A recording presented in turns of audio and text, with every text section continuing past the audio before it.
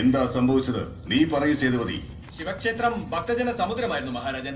അപ്പോ ദേവസേന തമ്പുരാട്ടിയും ദർശനത്തിന് വന്നു. അത് അങ്ങ് എഴുന്നള്ളുന്ന സമയമായതുകൊണ്ട് മുഖവാതിൽ കൂടി കടത്തിവിടാതെ അടുത്ത വാതിൽ കൂടെ വരാൻ പറഞ്ഞു. എന്താ ബാധിക്കപ്പെട്ടവനെ എന്തിനാണ് ഭയപ്പെടുത്തുന്നത്? വഞ്ചകന്മാരുടെ മനസ്സിലുള്ള വിഷം മര്യാദയ്ക്ക് ചോദിച്ചാൽ വെളിയിൽ വരില്ല രാജൻ.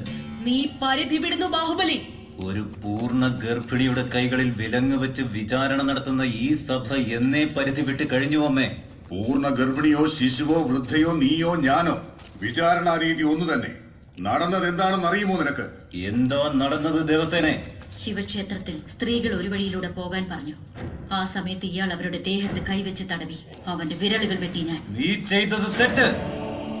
സ്ത്രീകളുടെ മേൽ കൈവച്ചാൽ വെട്ടി അരിയേണ്ടത് വിരലുകളല്ല.